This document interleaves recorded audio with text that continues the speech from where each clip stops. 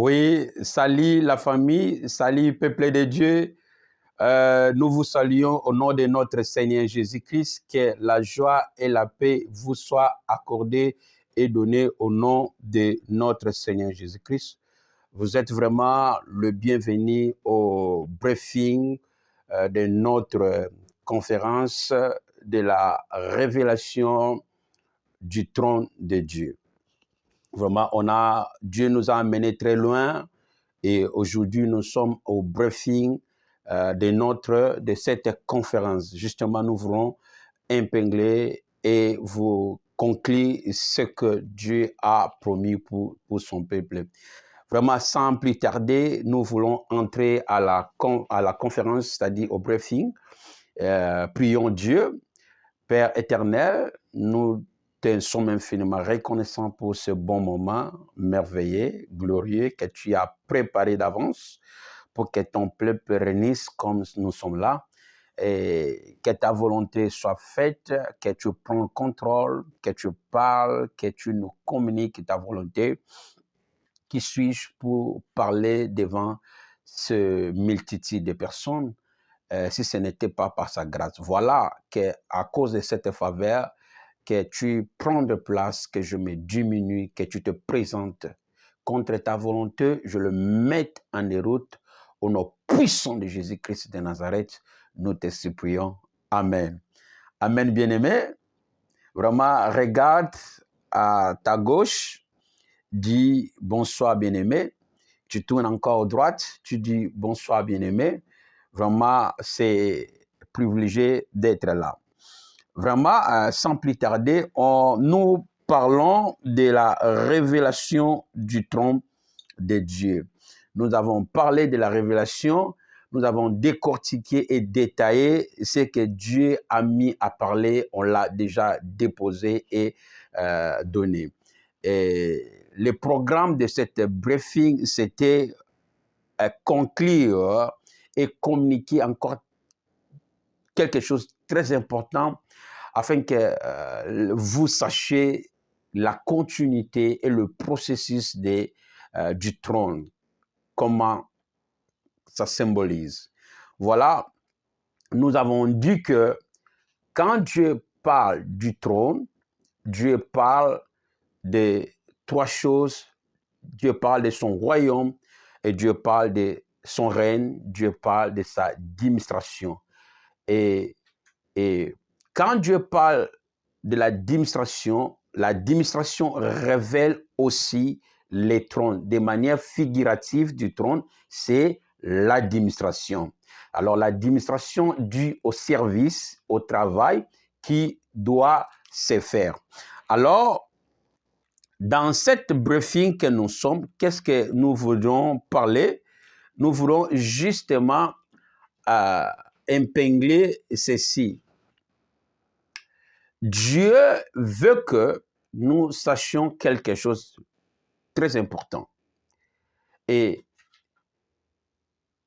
comme on a défini dans le livre de 1 Samuel chapitre 2 verset 8, Dieu nous a donné un trône de gloire. Et nous avons défini ces trônes-là de manière figurative ou de manière littérale, symbolise la responsabilité. La responsabilité. Et nous avons dit que celui que Dieu a donné la responsabilité est manager. Celui qui manage. Et Dieu est leader. Leader dispose, le manager manage. OK.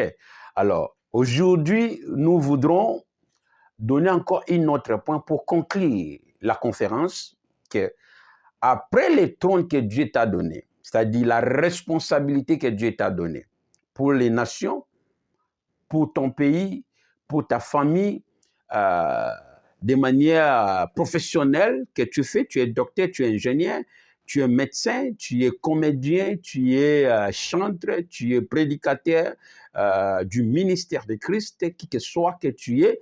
Et toute cette responsabilité que Dieu nous a donnée, c'est un service, c'est du travail, symbolise les trônes. Mais les trônes là, il y a quelque chose que Dieu t'a précédé. avant que tu les reçoives, c'est que Dieu a précédé, c'est que Dieu t'a déjà assuré dans toute cette œuvre que tu feras. Alors, la bonne nouvelle est que le privilège que nous avons auprès de Dieu, c'est que les services qu'il nous a donnés, l'œuvre qu'il nous a confiée, il ne nous a pas laissé comme ça. Dieu, dans son amour, dans la mesure de prudence, il a précédé la chose, il nous a déjà assuré, autrement, il a déjà assuré ce service. Vous savez, qu'est-ce que veut dire l'assurance? Avant d'abord aller dans la définition, Dieu, dans la mesure de prudence, et il a déjà assuré son œuvre. Ok, là, ce n'est pas toi, parce qu'il y a deux personnages. Il y a les deux, il y a Dieu, il y a toi. Il y a les services, il y a celui qui sert. Tu vois? Maintenant, Dieu, dans le cas de son service, qui représente son plan idéal, son plan, son projet, qui devait s'accomplir, Dieu a déjà assuré son œuvre, sa société, qui est toi. Comme on avait dit, chaque humain est porteur de plan. Alors, Dieu a assuré déjà son œuvre et Dieu t'a aussi assuré pour l'œuvre que tu accompliras, que tu feras. Voilà, comme Dieu a déjà assuré son œuvre et Dieu aussi t'a déjà assuré de l'œuvre que tu feras, que tu accompliras de sa part. OK? Voilà, c'est à cause de ça que nous voulons révéler comment l'assurance de Dieu était effectuée, comment Dieu nous a assuré, c'était comment. Voilà la raison pour laquelle on vous avait convoqué dans cette briefing pour vous communiquer que vous êtes assuré de la part du Seigneur. L'œuvre que tu es en train de faire comme étant président, comme étant père de la famille, comme étant mère de la famille, comme étant docteur quelque part, comme étant la société que tu es en train de gérer, même de manière individuelle, Dieu t'a déjà assuré. Pourquoi? Parce que nous avons défini ceci. Rien n'est hasard. Et nous existons par la volonté de Dieu et nous sommes les plans de Dieu, nous sommes les projets de Dieu. Même si tu le sais ou tu ne le connais pas, mais tu n'es pas un objet d'hasard ou un sujet d'hasard. Cela veut dire en toi, il y a le plan de l'Éternel, il y a le projet de l'Éternel que Dieu est en train de s'accomplir. Voilà la raison pour laquelle avant que tu fisses, il a déjà assuré son œuvre et t'a aussi assuré, toi manager, toi travailleur de la famille, du pays, de la nation. Alors, Dieu, en mesure de prudence, il a déjà assuré son œuvre que tu es en train de faire dans l'évangélisation. Il a déjà assuré son œuvre que tu es en train de faire dans la comédie, dans la musique, dans le domaine du chant, de la prédication, dans le ministère, dans toute œuvre, domaine que tu es, que ce soit familial, que ce soit individuel, l'œuvre du Seigneur ou pas, tout comme un humain, nous sommes le projet de Dieu et nous sommes en d'autres termes la société de Dieu, la propriété de Dieu, en d'autres termes la société de Dieu. Vous voyez, comme on avait défini que Dieu défend ses intérêts et sa ownership. Voilà la raison pour laquelle que Dieu t'a assuré et Dieu a assuré aussi son œuvre. Nous allons aller très rapide lire un verset biblique, un chapitre dans la Bible, Hébreux chapitre 6, verset 9 à 12. Hébreux chapitre 6, verset 9 à 10. La Bible dit ceci. Nous lisons livre Hébreux chapitre 6, verset 9 à 12. La Bible dit ceci. Quiconque la Bible dit ceci. Quoique nous parlions ainsi, bien-aimés, nous entendons pour ce qui vous concerne des choses meilleures et favorables au salut. Notez salut. Car Dieu n'est pas injuste pour oublier votre travail. Dieu n'est pas injuste pour oublier votre travail. Et l'amour que vous avez montré pour son nom, l'amour que vous avez montré pour son nom, continuons, ayant rendu et rendant encore des services aux saints, ayant rendu et rendant encore les services aux saints, dans les domaines, la profession que vous êtes retrouvés. 11.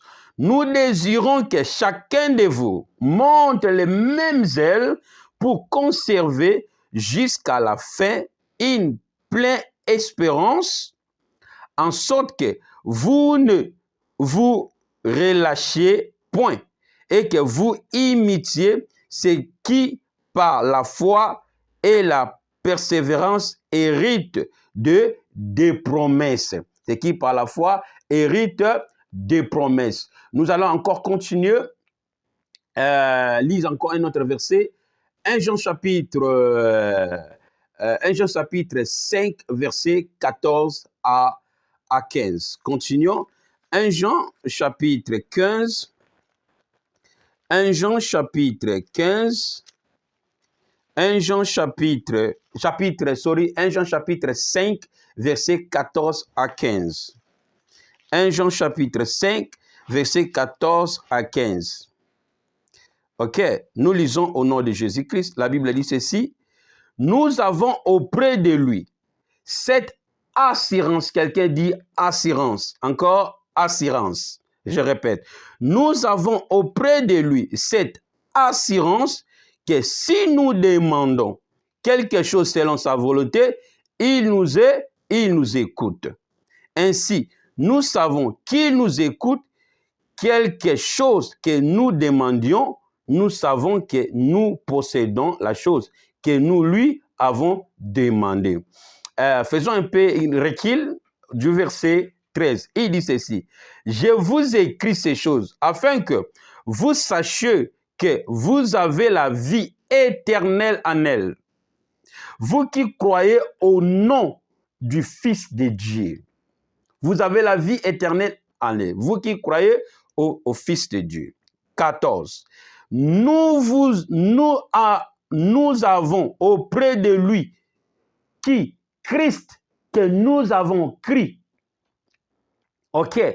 Cette assurance que si nous demandons quelque chose selon sa volonté, il nous écoute. Donc, la Bible dit, nous avons auprès de lui cette assurance. Si nous demandons quelque chose, il nous écoute. Alors, Dieu,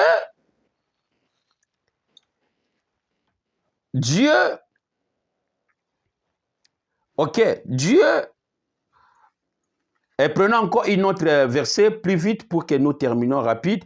Hébreux, chapitre 13, 6 chapitre 13, 6 à 5. Et 5 à 6. Hébreux, chapitre 13, verset 5 à 6. Hébreux, chapitre 13. Hébreux, chapitre 13, verset 6 à 5. Ok, la Bible dit ceci. C'est chapitre 5. Ne vous livrez pas à l'amour de l'argent, contentez-vous de ce que vous avez, car Dieu lui-même a dit. Qui? Dieu lui-même a dit. Continuons. Je ne te délaisserai point et je ne t'abandonnerai point. 6. C'est donc avec assurance que nous pouvons dire, c'est donc avec assurance que nous pouvons dire que le Seigneur est mon aide. Je ne craindrai rien qui peut me faire un homme. Les 3 versets que nous avons lus, la Bible nous affirme que nous avons l'assurance auprès de lui, qui? Jésus-Christ, le Fils de Dieu. Jésus-Christ, notre Seigneur. Nous avons auprès de lui l'assurance. OK, mais quel genre d'assurance que nous avons auprès de lui? Et par la compréhension du texte, vous voyez que Dieu assure les croyants de Jésus. Dieu assure à tous ceux qui ont cru à son Fils. Maintenant, pourquoi Dieu assure ces gens et quel genre d'assurance que Dieu leur assure? Alors, comprenons d'abord, détaillons d'abord qu'est-ce qu'est l'assurance. Qu'est-ce qu'est l'assurance et pourquoi Dieu leur assuré, comme on vient de le dire, et quel type de l'assurance que Dieu assure. Ceci, qu'est-ce qu'est l'assurance? Qu'est-ce qu'est l'assurance? Et si nous comprenons de manière physique, on va bien comprendre l'assurance.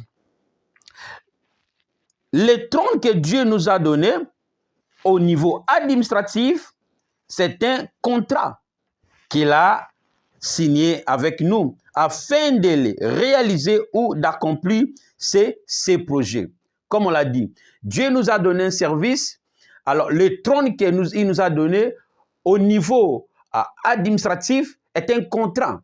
Parce que dans l'administration, c'est l'effet du contrat. C'est le contrat. Tout ce qui se fonde dans l'administratif, c'est un contrat. Alors, un contrat pour but, pour accomplir les projets. Alors, si le trône au niveau administratif est un contrat, alors que Dieu a signé avec nous. Si Dieu nous a donné son trône, cela veut dire Dieu a signé un contrat avec nous. Comme on l'avait dit, que chaque créature humaine est un porteur de projet, est un porteur du plan de l'Éternel. En cette raison, de manière administrative, Dieu a signé un contrat de service avec vous. Comment? À tous ceux qui ont cru à son Fils Jésus-Christ. OK? Dieu leur a signé, Dieu leur a assuré. Vous voyez? Dieu leur a assuré. Nous continuons. Et la Bible dit que, qu'est-ce que l'assurance? Qu'est-ce que l'assurance? C'est pourquoi Dieu, dans la mesure de prudence, il a des gens sécurisés ses affaires et il a des gens assurés son service et assuré celui qui effectuera son service. On l'avait déjà dit. Alors, l'assurance, c'est quoi? Par Dieu nous a assurés. Comment il nous a assurés? Comment comprenons-nous? Et quel terme de l'assurance? Il y a beaucoup de types de l'assurance. Si nous parlons de l'assurance. Alors, l'assurance, c'est quoi? L'assurance est un accord entre l'assureur, entre l'assuré et l'assureur, dans lequel l'assuré accepte de compenser l'assuré en cas de perte spécifiée, ou en échange d'une prime. Donc, c'est ça l'assurance. Donc, l'assurance est un accord, l'acceptance de deux personnes entre l'assuré et l'assureur. Donc, l'assureur, c'est la personne dépositaire, c'est la personne dépositaire qui dépose quelque chose et l'assuré, c'est celui qui accepte le plan, les choses. En ça, l'assureur doit faire quoi? Doit compenser en cas de perte spécifiée ou d'un échange d'un prix. Vous voyez, nous continuons. La deuxième partie de l'assurance, la Bible, la définition nous dit ceci. OK. L'assurance est définie en deux volets. L'assurance à court terme et l'assurance en long terme.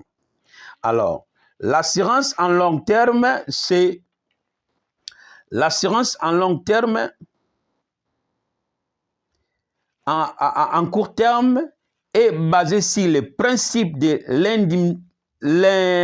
l'indemnité ou compensation. Donc, l'assurance de court terme est basée sur le principe de l'indemnité ou compensation, c'est-à-dire l'assureur qui doit compenser l'assuré en cas de perte spécifiée ou en cas de dommage. OK? L'assuré doit compenser ou dédommager l'assuré en cas de perte ou de coûts bien spécifiés par rapport aux accords acceptés dans leur contrat d'assurance. Encore, l'assuré transfère les coûts de la perte potentielle ou produit à l'assureur moyennant un prix. Alors, l'assureur, quand les choses qu'il a assurées, OK, s'il y a une perte, il y a un coût potentiel de produit et l'assuré doit transférer le coût, le prix potentiel, les dommages à l'assureur pour être compensé ou dédommagé. Voilà l'importance et l'intérêt de l'assurance. Nous continuons encore. Nous continuons. Amen. Nous continuons. Moyennant une prime qui devait être dédommagée. Alors, il couvre un événement spécifié qui peut se produire. Donc, l'assureur couvre un événement spécifié qui peut se produire pour l'assuré. OK? C'est ce qu'on appelle l'assurance en court terme. Donc, c'est en ces termes, à savoir les exemples de l'assurance en court terme qui assure, qui protège, qui sécurise, qui couvre celui qui est assuré. Voilà quelques exemples. L'assurance des biens et des propriétés. L'argent en transit, vol, on peut te voler une fois dans la maison, cambriolage, ainsi de suite. Deuxième partie, l'assurance à long terme. Voilà l'importance d'être assuré. Ta propriété, ta maison, tes affaires, tes biens, en cas de coût, en cas de perte, en cas de dommage, l'assureur va te indemniser ou te compenser par la valeur du coût ou du potentiel que tu as perdu ou du produit que tu as perdu, comme étant les vols, cambriolage, l'argent en transit, toutes ces pertes-là dont l'assureur prend charge de ce contrat, de te rembourser et de te donner en retour toute le perte. Voilà l'importance, les bénéfices d'être assuré. Amen. Today is better than yesterday. Alors, deuxième, l'assurance en long terme est basée sur les principes de la sécurité et la certitude. L'assurance en long terme est basée sur le principe de la sécurité et la certitude. L'assureur s'engage à payer une somme d'argent convenue après l'expiration d'un certain délai. Donc, l'assureur prend les charges de te rembourser l'expiration d'un délai d'un événement accepté ou conçu par les contrats. Troisièmement, l'événement spécifié est une certitude, mais leur événement est incertain. OK. L'événement spécifié est certitude, oui, c'est vrai, mais le temps est incertain. Prenons exemple, l'assurance que Dieu nous a assurée. OK. Prenons exemple. On va donner les exemples. Finissons d'abord la continuité. 3. L'événement spécifié est une certitude, mais l'heure de l'événement est incertain. C'est ce qu'on appelle l'assurance de long terme. Exemple, l'assurance de vie. OK.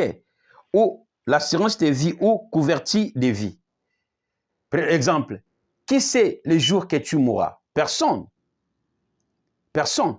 Mais dès que tu meurs, l'assuré a la responsabilité de faire quoi? De te rembourser, selon les contrats. Mais l'événement comme étant la mort est un événement. Mais l'heure de l'événement n'est pas certaine parce que personne ne le sait. Voilà, Dieu a précisé de t'assurer.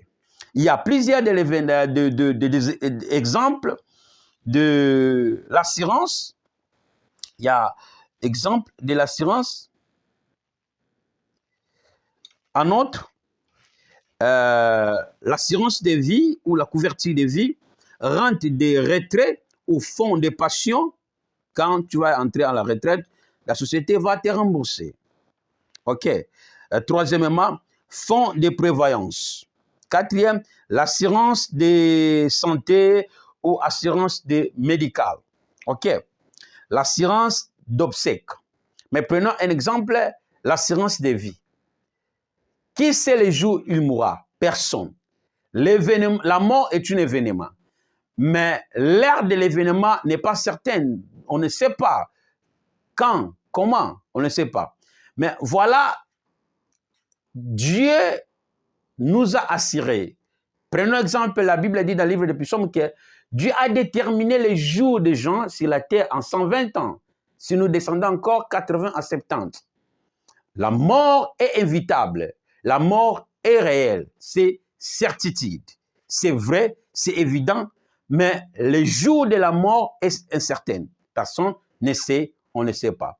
Alors, quand l'événement, quel que soit, on ne sait pas le temps, arrivera, alors l'assureur prendra le charge selon les contrats acceptés de rembourser et de dédommager l'événement assuré, la situation assurée. OK? Comme on l'a pris tous les exemples de l'assurance en long terme. Est-ce que ça va? Oui. Maintenant, là, ce sont les détails de l'assurance de ce monde. Prenons exemple au Congo, nous avons la société de l'assurance comme étant Sonance. Là, je mets en courte, en général, mais il y a plusieurs assurances que je n'ai pas détaillées. Maintenant, ça, c'est ce que le monde assure. Les business people, les familles, les affaires. Alors, que veut dire? Qu'est-ce que la Bible dit à propos de l'assurance selon Dieu? Amen, beloved. Amen. Que dit la Bible à propos de l'assurance? Comment la Bible parle de l'assurance et comment Dieu le voit et comment Dieu le révèle? Voilà, ceci. L'assurance de Dieu respecte le principe biblique de dédommagement. Même le monde aussi respecte le principe de l'assurance pour les dédommagements. Mais il y a des fois, on vous bouffe et quand tu appelles l'assurance, il dit des histoires, ceci, cela, parce que les hommes sont des hommes. Tu peux être assuré par l'assurance, mais sache que cette assurance n'est pas vraiment une bonne assurance comme une certitude. Il paie ou pas parce que ce sont des hommes. Mais quand la Bible révèle l'assurance de Dieu, la Bible respecte les principes dans l'assurance selon l'esprit de la loi. À chaque fois on présente le terme assurance, ça applique la loi. Parce qu'il n'y a pas une assurance sans la loi. On l'apprendra. Alors, comme la Bible dit, que l'assurance de Dieu respecte les principes bibliques de dédommagement des personnes licites et des personnes licites doivent être indemnisés. Donc, la Bible respecte les principes bibliques de l'assurance. OK. Les personnes licites endommagées doivent être indemnisées. Cela veut dire compensées ou dédommagées. Dieu, dans sa justice, selon sa justice, il respecte ses normes. Il n'y a pas de sori, il n'y a pas, voilà, ceci, Kendo Zonga, on tu appelles, les gens te font des crobachis. Non. Dieu respecte ses normes d'assurance, le principe d'assurance. Nous continuons rapide. Amen. Alors, Dieu a institué le principe d'assurance, cela veut dire la compensation, qui installe une vie en Israël. Là, vous allez lire Exode chapitre 21, verset 12 à 36. Dieu avait déjà détaillé, décrit quand les choses se feront pour le domaine de la compensation entre les familles et ces choses. Voilà, la vie moderne a aussi suivi les principes de l'assurance. Amen. Dit today is better than yesterday. Encore, today is better than yesterday. Again. Maintenant, quand Dieu parle d'assurance, Dieu parle de son kalima. Voilà, ici, nous entrons dans le bon sens de l'assurance, dans la spiritualité ou dans la vie chrétienne que nous voulons, selon de manière révélationnelle de la foi chrétienne. Quand Dieu parle d'assurance, Dieu parle de son kalima. Dieu parle de son kalima. Qu'est-ce que kalima? Kalima, c'est la déclaration. C'est-à-dire, Dieu parle de ses déclarations. Dieu parle de ses décrets. Dieu parle de sa loi, de ses lois autrement. Dieu parle de sa promesse ou de ses promesses. Car la loi qui installe une assurance, parce que c'est la loi qui assure. Pourquoi? Parce que la loi est juste. Il y a la différence entre l'espérance et la loi. Voilà, dans la Bible, il y a des versets, on met l'espérance parce que les contextes changent. Une autre verset, on met l'assurance parce qu'il y a la différence contexte. Mais à chaque fois que la Bible mentionne le mot au terme assurance, là implique la juridiction, la constitution ou les lois. Pourquoi? Parce que l'assurance, c'est un accord. Alors, l'accord s'est fait dans la justice ou dans la loi. Pour qu'il y ait une acceptance de quelque chose de manière officielle, il faut qu'il y ait la déposition des lois. Parce que c'est dans la loi qu'il y a la justice. Alors, quand la Bible révèle de l'assurance, la Bible révèle les déclarations de Dieu dans sa parole, ou les décrets de Dieu, ou les lois de Dieu, autrement, sa promesse ou le promesse de Dieu. Tous ces trois détails symbolisent toujours une chose. Quand nous parlons des déclarations de Dieu, nous parlons de lois, sa parole, ses décisions, sa déposition. Nous parlons encore de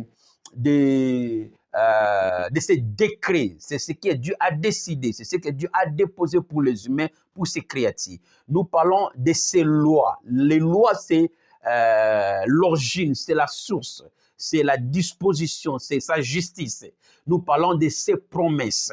Alors, l'assurance, en d'autres termes, ce sont les décrets, ce sont les déclarations, ce sont les promesses qui assurent. Mais la source ou l'esprit de l'assurance dans la littérature, c'est l'esprit de la loi, dans la justice. Alors, quand Dieu dit « il nous a assurés », c'est ça que Dieu veut révéler quoi? Sa déclaration, ses décrets, ses promesses et ses lois. Alors ça invoque sa justice pour la bienveillance de l'humanité et pour la protection de son service et de sa personne. Voilà. Et nous continuons encore. Qu'est-ce que la Bible continue à dire encore? Voilà. Pourquoi Dieu fait ça? C'est pour la sécurité et la couverture de son œuvre et de son peuple. Vous voyez? C'est pour la couverture de son œuvre et de son peuple. Voilà d'avance. Aujourd'hui, ceux qui sont assurés, la société d'assurance vient faire quoi? Rembourser. Et l'assuré peut déposer des complaintes si les dommages, si les choses qui sont endommagées pour être indemnisées ou compensées. À chaque fois qu'il y a un coût spécifié du produit ou de l'événement dont l'assureur s'engage dès lors pour compenser ou indemniser l'assuré. Ça, c'est la justice. Ça, c'est la loi. Ici, ce n'est pas un encouragement. Oh, voilà, tu vois, ce n'est pas une négociation. C'est un contrat. C'est une acceptance. Et c'est constitutionnel. Donc, il n'y a pas... Voilà, la société d'assurance, c'est vraiment des valeurs agrégées de l'État. On ne blague pas. Ce sont des grandes sociétés. Donc, ça fait partie des valeurs agrégées de l'État. Donc, on ne blague pas. Ces gens-là ne blaguent pas. Donc, si tu n'agis pas comme ça se doit, tu perds. Or, et aussi, s'il n'agit pas comme ça se doit, dans sa justice, you saw him. Voilà, nous continuons. Vraiment, les temps me manquent. Quelqu'un dit encore que today is better than yesterday. Voilà. La question est celle-ci. Comment Dieu nous a assurés? Ok, comme on l'a bien dit, Dieu nous a assurés. C'est pourquoi? C'est pour la sécurité et la couverture de son œuvre et de son peuple. Toi qui as reçu la responsabilité, les choses que Dieu t'a données, Dieu l'a déjà assuré en raison que s'il y a un dommage, s'il y a une perte, s'il y a un coût au-delà de ta personne, au-delà de tes capacités, tu peux recourir quelque part. Tu vois? Maintenant, c'est ça le bénéfice d'être assuré au-delà de l'assurance. Là, ce n'est pas un espoir, mais là, c'est la justice et c'est un contrat. Maintenant, la question dans la vie chrétienne, comme on vous a convoqué, comment Dieu nous a assurés? Par quel terme? Parce que dans chaque assurance, il y a le type d'assurance. On ne peut pas mentionner l'assurance moderne parce qu'il y en a beaucoup. Il y a les types d'assurance et il y a les termes d'assurance. Voilà, on va les prendre. Mais la question à savoir, c'est comment Dieu nous a assurés? Et par quelle société? Ouais, par quelle société? Alors, nous continuons vraiment. C'est bon aujourd'hui là. OK? Par quelle société que Dieu nous a assurés et comment? C'est ici. Prenons le livre de Jean chapitre 3, verset 16. Lisez avec moi. Livre de Jean chapitre 3, verset 16. Livre de Jean chapitre 3, verset 16. La Bible dit ceci. Je lis au nom de Jésus-Christ. La Bible dit ceci. Car Dieu...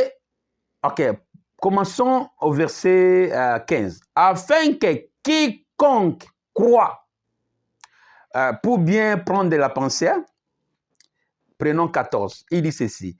Et comme Moïse élevant le serpent dans le désert, il faut de même que le Fils de l'homme soit élevé. Ok. Afin que quiconque croit en lui ait la vie éternelle. Maintenant, on conclut maintenant, on dit ceci. Car Dieu a tant aimé le monde qu'il a donné son Fils unique, comparaison avec les serpents d'airain, qui ont sauvé, et Jésus aussi sauve. Le peuple d'Israël était assuré pour la délivrance par les paroles de l'Éternel. C'est lui qui va être mordu par les serpents. Regarde les serpents d'airain, doit être sauvé et être guéri.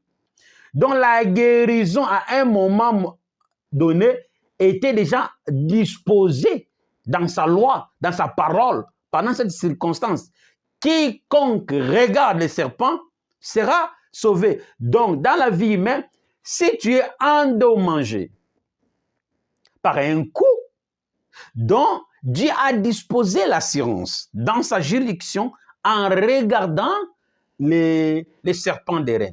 Mais si quelqu'un regarde les serpents d'airain, n'est pas sauvé ou guéri, donc il peut recourir à l'assureur, à la société, pour dire que j'ai regardé les serpents d'airain, mais je ne suis pas guéri.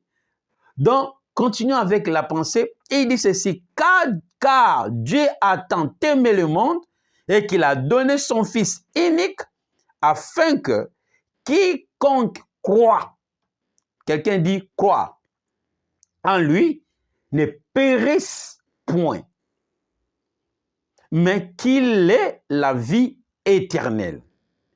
Ici, on nous parle de la croyance. Ok? On nous parle, car Dieu a tant aimé le monde, il a donné son Fils unique afin que quiconque croit en lui ne périsse point, mais qu'il ait la vie éternelle. Il y a des choses qu'on doit, on doit développer ici. Dieu a donné son Fils comme une déposition. C'est lui, son Fils, comme une déposition de déclaration de la guérison, du miracle, de tout. Comme une promesse donnée, comme une loi déposée par l'assureur. Alors, c'est lui qui croit, c'est-à-dire c'est lui qui accepte ces décrets. Parce que ici, c'est le commencement de la vie dans le Seigneur Jésus-Christ. C'est le commencement de la vie comme étant un enfant. Ce n'est pas acceptance. Alors, c'est lui qui accepte les décrets du Tout-Puissant Dieu comme dépositaire de la loi. Alors, on fait quoi? C'est un contrat de manière administrative au sens figuré de l'administration. C'est un contrat. Pourquoi? Un contrat, c'est, comme on l'a dit, c'est l'acceptance. C'est un accord de deux personnes. C'est une acceptance. Dieu a déposé, Dieu a dit, quiconque croit, ça veut dire accepte. Les liens, c'est fait. Les contrats s'acceptent. Vous voyez? Alors, quel est le bénéfice suivant cette acceptance? Alors, à chaque fois qu'il y a un accord, il y a quoi? Il y a l'alliance ou il y a l'assurance. Pourquoi? Parce que le contrat, c'est une acceptance. L'assurance aussi, c'est une acceptance. Alors, car Dieu a tant aimé le monde, il a donné son Fils. Cette disposition de donner, comme a été au temps de Moïse, alors c'est quoi? Tout ce qui accepte, autrement, quiconque accepte ces décrets, ces déclarations de l'Éternel, ces lois de l'Éternel, ces promesses de l'Éternel, qui ne périssent point, mais qui la vie éternelle. Donc, le bénéfice qui suit l'acceptance des sacrifices de Jésus ou le don de Jésus que Dieu a offert à l'humanité amène à si, c'est-à-dire c'est une assurance que Dieu a assuré l'humanité. Pourquoi? Parce que ça applique l'acceptance. Or, un accord, là, il y a Dieu comme étant le dépositaire et il y a toi comme étant l'accepteur. Autrement dit, Dieu étant l'assureur de ses décrets, de ses paroles, de sa promesse, et nous qui acceptons à travers son Fils Jésus-Christ, nous sommes devenus quoi? L'assuré. Alors, ces promesses, ces décrets vont te suivre ou être en accord avec toi les jours où tu acceptes son Fils Jésus-Christ, afin que les promesses de la guérison, afin que les promesses de la bénédiction, afin que la déposition de la guérison, du miracle, du succès te suivent. Deuxièmement, et la responsabilité que Dieu t'a donnée, être sécurisé à travers lui. Pourquoi la Bible dit qu'il ne périsse point? Ici, ça touche deux volets pour bien emphasizing it, pour bien paraphraser, c'est que dans cette contrat, dans cette déposition, joue des vies. Comme on l'avait dit, Dieu nous a donné le service comme étant pour son œuvre. Tu ne peux pas servir Dieu en progression sans y avoir Jésus-Christ dans ta vie. Impossible. Impossible. Jésus-Christ est le centre. C'est lui le lien de l'acceptance entre les créatifs et les créateurs. Donc, Jésus est la déposition. C'est ainsi Éphésiens dit, il est le sujet de toute création.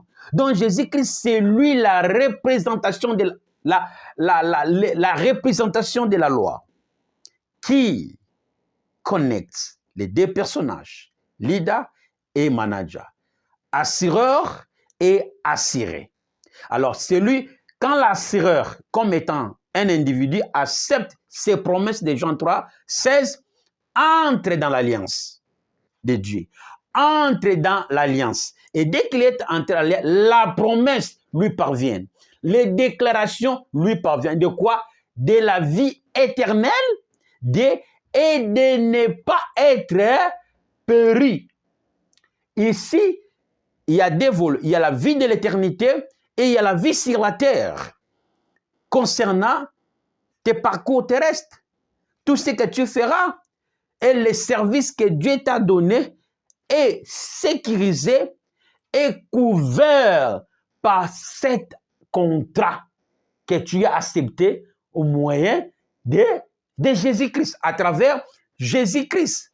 Amen. Alors, le jour où tu as accepté Jésus-Christ, le contrat était fait. Et le jour où tu as accepté Jésus-Christ, tu es entré dans la couverture de Dieu, afin que tu accomplisses ce qu'il t'a fait. Alors, en Jésus-Christ, Dieu a assuré son œuvre. Qui veut dire que tu ne peux pas se lever aujourd'hui, je serve Dieu sans Jésus-Christ. Non, là, c'est impossible. It's witchcraft. Or, tu fais tes propres business. Mais dans la spiritualité christique, celui qui se lève en servant Dieu, donc il doit entrer dans l'alliance ou dans l'assurance, ou soit, sinon, quand il y aura un dommage, c'est-à-dire un perte de potentiel de produits, ok, tu vas courir où? Le ministère peut être attaqué par Satan. Les familles peuvent être attaquées par Satan. Parce que tu t'es élevé de dire que moi, je suis serviteur de Dieu, je suis pasteur, je suis évangéliste, je suis chanteur, je vais aider la nation, je vais aider ma communauté. Mais le diable est là. Maintenant, si tu ne viens pas par l'acceptance de Jésus-Christ, alors sache que tu vas être endommagé. Tu auras des coups. Alors, tous ces risques-là, qui va te rembourser? Tu peux perdre la vie. On a assassiné les hommes de Dieu dans l'histoire. Les diables ont tué les serviteurs de Dieu. Les familles sont attaquées par les diables et Satan, par la maladie, par des problèmes. Ça, ce sont les valeurs endommagées. Ok, ce sont des valeurs endommagées. Des produits peuvent être spécifiés ou des événements spécifiés de la vie chrétienne, du parcours du ministère. Maintenant, où tu vas courir si tu n'as pas la couverture. Voilà, la vie de Jésus-Christ nous couvre pour bien servir et vivre sur la terre. C'est ça l'alliance, l'assurance que Dieu a légitifiée, Dieu a fait si le créatif, le mot m'échappe, Bah français les dit ma cache fort bah français bah français quand ça fait mal. Mais comprenons, continuons encore. Alors, le type de votre contrat d'assurance, comme on l'a dit, chaque assurance a un type. Donc, il y a plusieurs types d'assurance. Et chaque assurance a aussi un terme ou un durée bien spécifié en accord avec l'assureur ou la société d'assurance. Maintenant, comme nous les chrétiens, comme la Bible nous dit, Dieu nous assure. Quel est le type de notre assurance? Et quels sont les termes de notre assurance? Ici, c'est la foi chrétienne. C'est l'assurance. Dans cette assurance, tu as les droits, tu claimes. Tu claimes à quoi en français? De réclamer à Dieu. Ok? Parce que tu as un contrat. Mais Dieu, tu m'as envoyé de faire ceci, je ne vois pas. Voilà, on va faire ceci, on va faire ceci. J'ai perdu ma vie. Tu peux aller être péché quelque part ou aller faire un service. On te jette la maladie. On te fait ceci. C'est un dommage. C'est un produit qui est endommagé. Et c'est une perte de potentiel, de produits. Mais où tu vas courir si ce n'est pas par là, l'assureur? Ok. Alors, quel est le type de notre assurance comme la Bible parle d'assurance que nous sommes assurés par Seigneur Jésus-Christ? Ça, ce sont les types. Tu as une assurance en Jésus-Christ, en Dieu par Jésus-Christ. Voilà les types de notre assurance, étant qu'elle est chrétien, étant qu'elle est fils de Dieu, étant qu'elle est serviteur de Dieu. Voilà notre type d'assurance. L'assurance que nous avons auprès de Christ. Voilà ces types. Le type de votre contrat d'assurance avec Dieu, c'est la foi en Jésus-Christ. Dans chaque assurance, il y a les types de contrats d'assurance que tu es assuré. Il y a plusieurs types d'assurance selon le moderne. Mais ici, nous voulons vous donner les types de notre assurance en Jésus, que Dieu nous a assuré en Jésus-Christ. Les types de cette assurance, c'est quoi? C'est la foi en Christ. Parce que la Bible dit, quiconque croit à qui? En Jésus. Donc, les types de notre assurance que nous avons reçu comme étant billet de contrat, c'est la foi. Celui qui n'a pas la foi en Jésus-Christ n'a pas encore signé le contrat. Même s'il va aller, il est s'élever en lui-même. Et dans cette foi-là, il y a une recommandation, il y a une prescription, il y a tout un ordre décrit s'il est contre, s'il est contre. Le contrat, c'est une acceptance qui décrit, détermine. Le temps me manque. Voilà, les types de notre assurance dans le Seigneur comme étant les enfants de Dieu, c'est la foi en Christ. Pour bien, nous allons prendre, je parle très vite, très rapide, mais c'est pas, le temps me manque. Nous allons lire Hébreux chapitre 10, 22. Hébreux chapitre 10, 22 à 24. Disons Hébreux 22. Hébreux chapitre 10, verset 22 à 24. La Bible dit ceci. Hébreux chapitre 10, verset 22 à 24. La Bible dit ceci.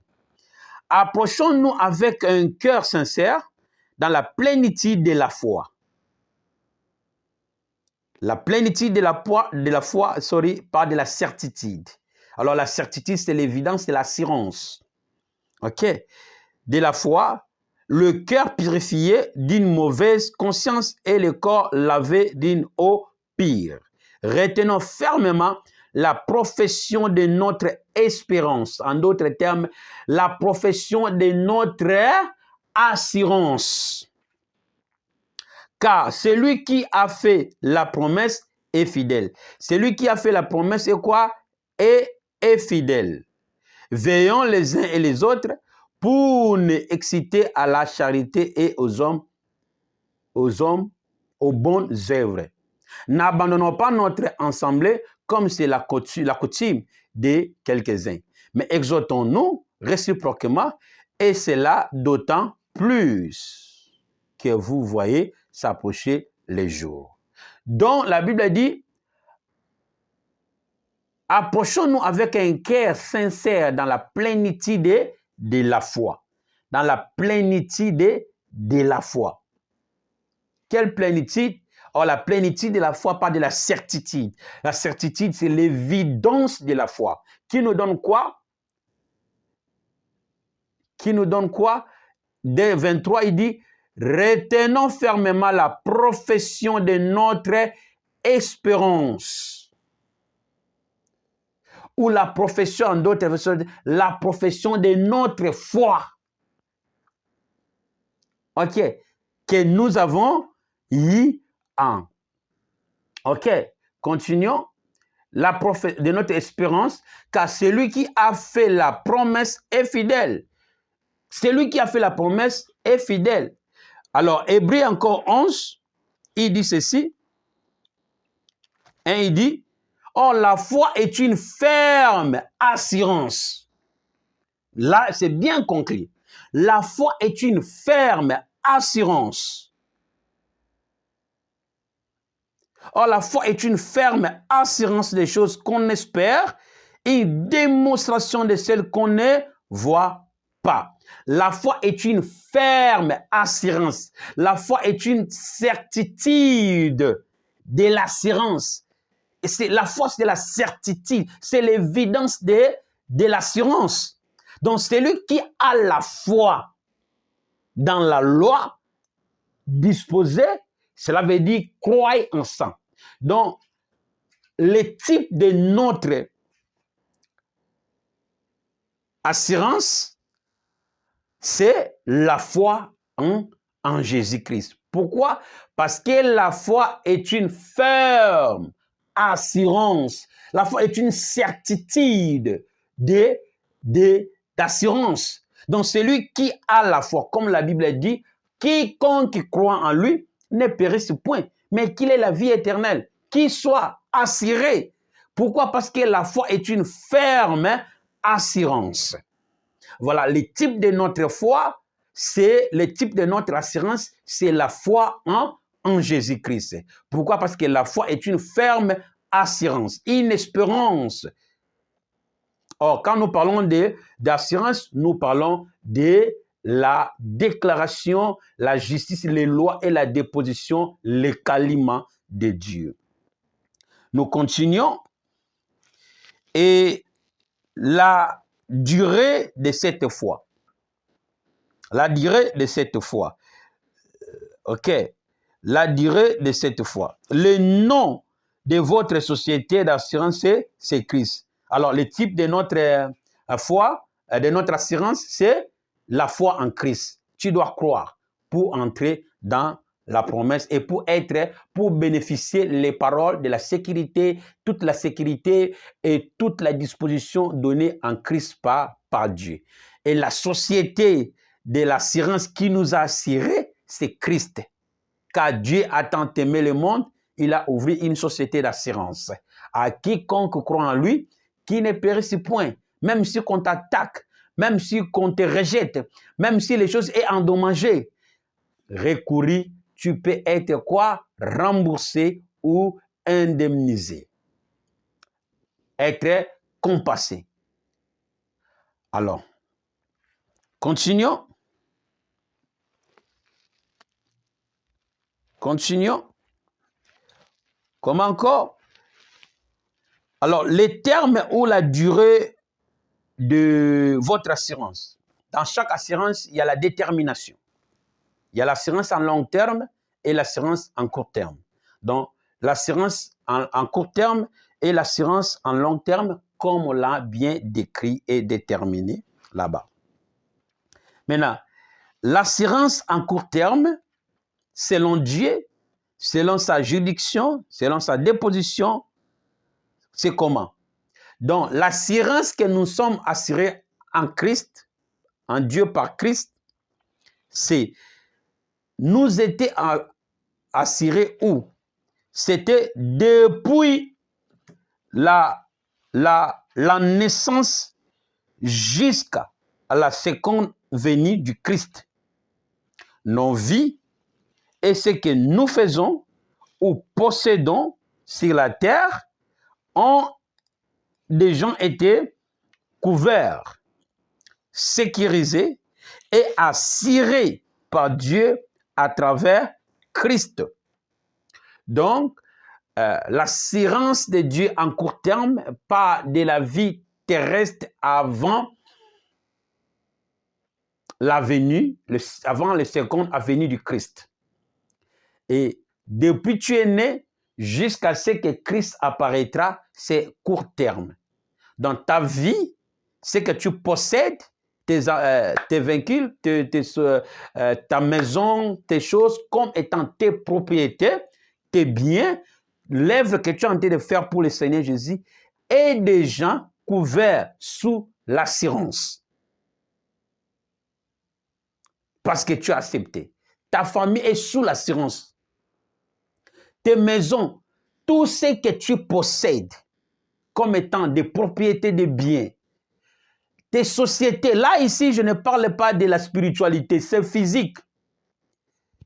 Tout ce que tu possèdes, parce que tu as cru en Christ, tout est sécurisé, consciemment ou pas consciemment. Dieu a tout déjà couvert sous sa protection de la vie qu'il a donnée en Jésus-Christ. So, à tous ceux qui ont cru et entré dans l'assurance de la protection des biens, et entrer dans l'assurance des familles, et entrer dans l'assurance de sécurité, et entrer dans l'assurance de la prospérité, et entrer dans l'assurance de médical, et entrer dans l'assurance de santé, et entrer dans l'assurance de promotion, et entrer dans toutes sortes de l'assurance. Et cela débute depuis le jour où tu étais né sur la vie sur la terre, jusqu'à la seconde venue de notre Seigneur Jésus-Christ. Tu es sous la couverte de court terme. Voilà, Christ a dit à ses disciples, il leur a fait cette promesse. Marc chapitre 10, verset 29 à 31. Marc 10,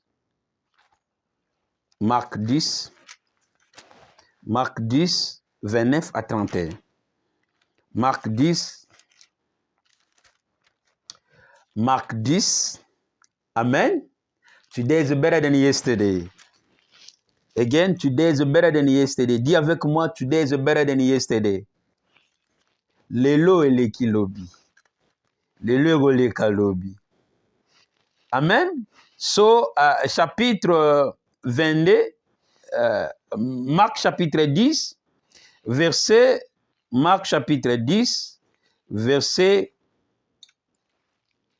29 à 31. 29 à 31. La Bible dit ceci. Commençons à 29, à 28. La Bible, Marc, il dit ceci. Pierre s'est mis à lui dire, voici, nous avons tout quitté et nous t'avons suivi. Jésus répondit, je vous le dis en vérité, il n'est personne qui, ayant quitté à cause de moi et à cause de la bonne nouvelle, sa maison, ou ses frères, ses sœurs, ou sa mère, ou son père, ou ses enfants, ou ses terres, hein? Ou ses terres, l'assurance des terres, personne ne peut prendre tes choses. Continuons, 30. Ne reçoivent au centuple présentement dans les siècles-ci des maisons, des frères, des sœurs, des mères, des enfants, des terres avec des persécutions. Et dans les siècles à venir, la vie éternelle. Regarde l'assurance, les détails de ce que Dieu t'a assuré. Dieu t'a déjà couvert. Quand tu vas aller à la sonance, tu vas aller pour être couvert. Ok? pour la sécurité, pour être récompensé un jour quand il y a un risque. Mais ici, Dieu, dans son amour, dans sa fidélité, dans sa bienveillance, il a déjà précédé les choses en déposant sur son Fils Jésus-Christ, afin que quiconque croit entre dans l'alliance, entre dans les contrats d'assurance. Voilà Christ comme étant assureur venant de Dieu quand il rencontre ses disciples. Voilà la promesse qu'il a offerte. Sam avait dit, répétons ce qu'il dit. Il dit, Jésus leur répondit, je vous l'ai dit en vérité, personne ne peut dire qui ayant quitté sa maison, quitté à cause de moi, à cause de l'évangile, en servant Dieu, prêchant la parole, croire en Seigneur Jésus, à cause de la bonne nouvelle, sa maison, ta maison, dit que ma maison est couverte en Jésus-Christ. Ma famille est couverte en Jésus-Christ. Ma santé est couverte en Jésus-Christ. Mes enfants sont couverts en Jésus-Christ. Tout ce que je possède couvert en Jésus-Christ. Mes vaincus sont couverts. Mes maisons, ma terre, mes propriétés, tous sont couverts par Christ. C'est ainsi, il leur a dit la promesse. Au siècle présent ici, vous aurez au centuple. Et ce centuple-là, il parle de notre vie terrestre. Ta sécurité de la santé. Ta sécurité dans les affaires que tu es en train de faire. Ta sécurité, la promotion. Tout est assuré en Christ.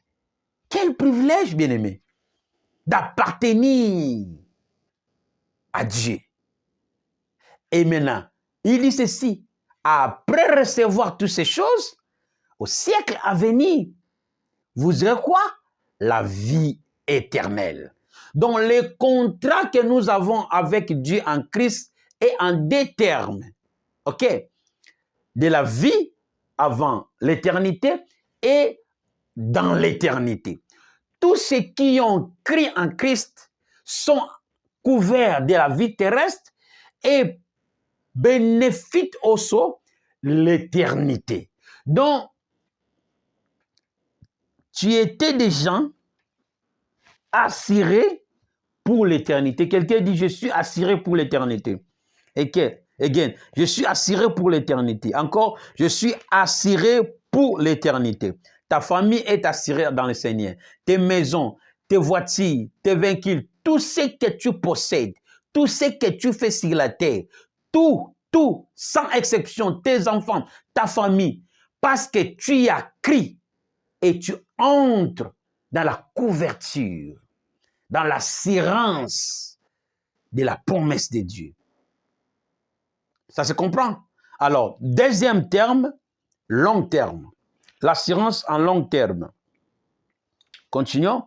Maintenant, l'assurance en long terme, Dieu a déjà assuré la sécurité, le salut à travers Christ pour l'éternité. Comme il dit. Jésus promet à ses disciples, au siècle présent, vous aurez au centre. Personne ne dira à cause de l'évangile, parce qu'ils m'ont accepté, parce qu'ils m'ont suivi, qu'ils soient pauvres. Non, s'il y a quelques dommages, quelques pertes de potentiel, de produits, de ta santé, de tes études, de ta famille, de tes enfants, de ta maison, tu as le droit d'aller à la société de l'assurance pour être indemnisé, pour être compensé. Alors, Dieu, dans sa loi, il respecte les principes bibliques de l'assurance. Pour être quoi? Les personnes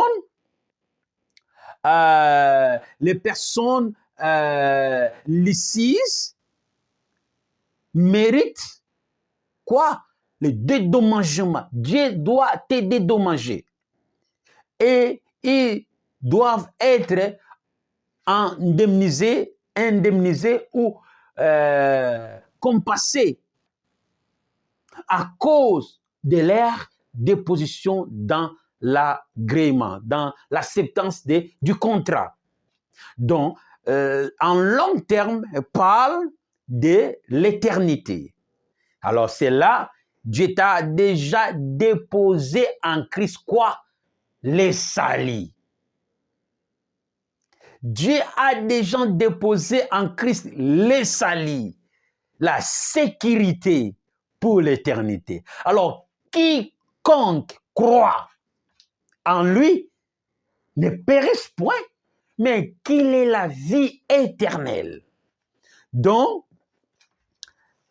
les contrats du service que nous avons en Jésus-Christ nous permet de faire quoi? D'obtenir les salis.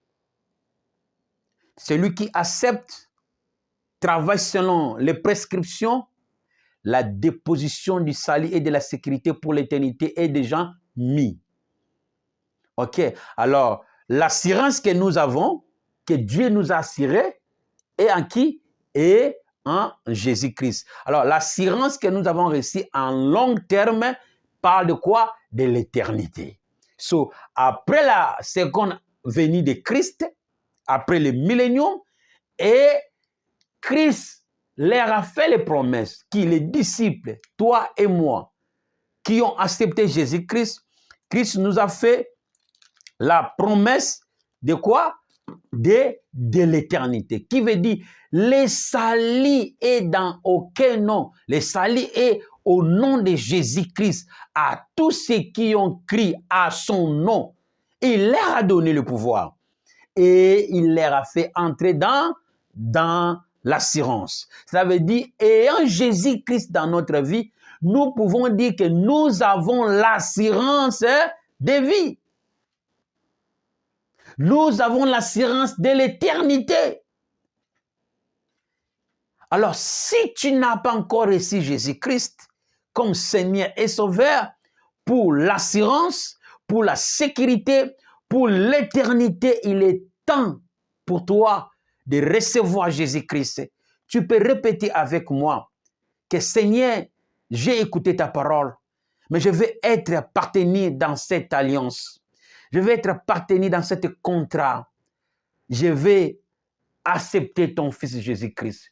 Et tu diras après moi, dis, Seigneur Jésus-Christ, c'est de aujourd'hui, je t'accepte aujourd'hui comme Seigneur et Sauveur de ma vie.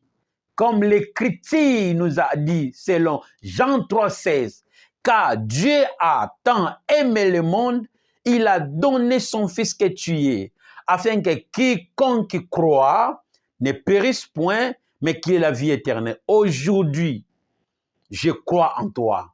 Je t'accepte dans ma vie comme Seigneur et Sauveur. Et comme tu l'as fait, tu es couvert de l'assurance. Même si tu n'as pas l'assonance assurance, mais ta maison est assurée. Même si tu n'as pas l'assonance assurance, tes vaincus sont assurés. Même si tu n'as pas l'assurance ta vie, tu n'as aucun espoir où tu vas commencer. Mais ta vie sur la terre, à cause de cette acceptance, tu entres dans la famille du Seigneur, dans la famille de Dieu. Tu es maintenant le Fils de Dieu. Les droits te parviennent maintenant. Quel privilège! Acclamons Jésus-Christ, le roi des rois. Mais, voilà une condition, exigence et très capitale que nous ne devons pas oublier. Là, vraiment rapide, je dois terminer. Alors, pour que cette assurance soit donnée, il faut quoi? Mais nous devons nous conformer aux règles d'assurance de Dieu. C'est-à-dire que l'obéissance à sa parole ou à ses lois. Pour que cette promesse, cet contrat, que l'assureur en cas de problème en long terme ou en court terme, te soit remboursé dans les cas de perte de potentiel ou de produits, dans quelque sorte de situation que tu peux être endommagé, alors il faut quoi? Respecter les règles d'assurance de la société. Alors, qu'est-ce que ces règles-là? C'est l'obéissance à sa parole, à ses lois, à ses déclarations, à ses décrets, à ses promesses, à ses lois, comme les contrats là décrits. Parce que dans chaque contrat, il y a ce que tu dois faire, il y a ce que tu ne dois pas faire. Alors, pour la conclusion, j'étais vraiment rapide, le temps me manque.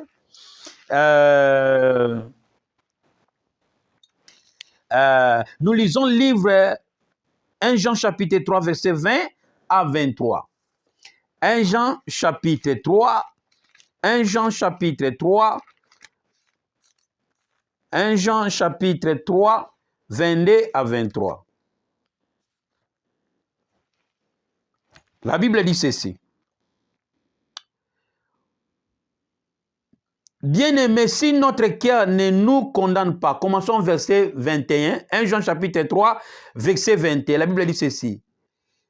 Bien-aimés, si notre cœur ne nous condamne pas, nous avons de l'assurance. Si ton esprit ne te condamne pas, cette culpabilité du péché, si ta conscience ne te condamne pas par rapport aux règles de la loi, tu as de l'assurance de l'éternité, tu as de l'assurance de la couverture de Dieu, tu as de l'assurance parce que tu respectes les règles et les normes du contrat.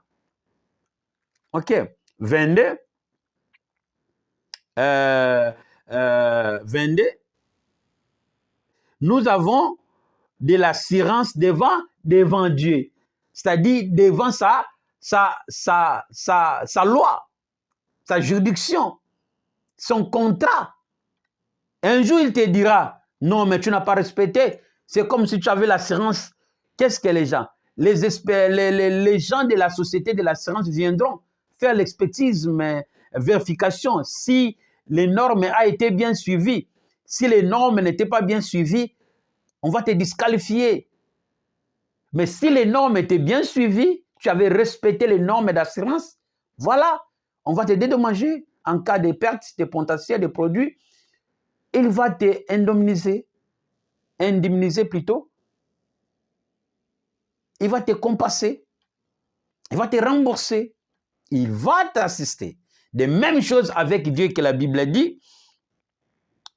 Bien-aimés, si notre cœur ne nous condamne pas, nous avons de l'assurance devant Dieu. Mais si ton esprit te condamne, tu n'as pas suivi des règles, alors sache que tu n'as pas l'assurance de l'éternité. Tu n'as pas l'assurance de la couverture de Dieu en Christ. Même si tu pries, même si tu invoques, quand tu prieras, Dieu ne t'interviendra pas. Tu dois respecter les normes pour être toujours couvert sous l'assurance de Dieu. 22. Quoique ce soit que nous demandions, nous le recevrons de lui.